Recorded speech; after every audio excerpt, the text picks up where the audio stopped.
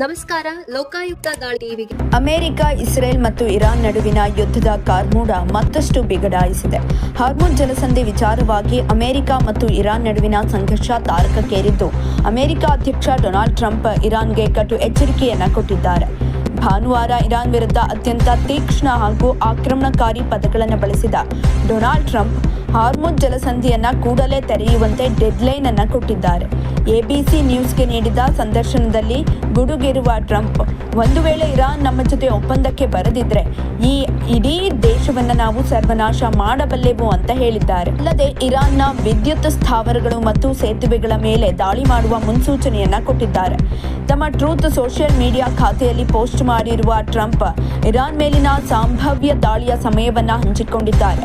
ಮಂಗಳವಾರ ಸಂಜೆ ರಾತ್ರಿ 8 ಗಂಟೆಗೆ ಅಂದರೆ ಭಾರತೀಯ ಕಾಲಮಾನ ಬುಧವಾರ ಬೆಳಗ್ಗೆ ಒಳಗೆ ಜಲಮಾರ್ಗವನ್ನ ಸಾಗರ ಸಂಚಾರಕ್ಕೆ ಮುಕ್ತಾಯಗೊಳಿಸಬೇಕು, ಇಲ್ಲದಿದ್ದರೆ ಇರಾನ್ ಅನ್ನ ನರಕವನ್ನಾಗಿಸ್ತೇವೆ ಅಂತ ಎಚ್ಚರಿಸಿದ್ದಾರೆ.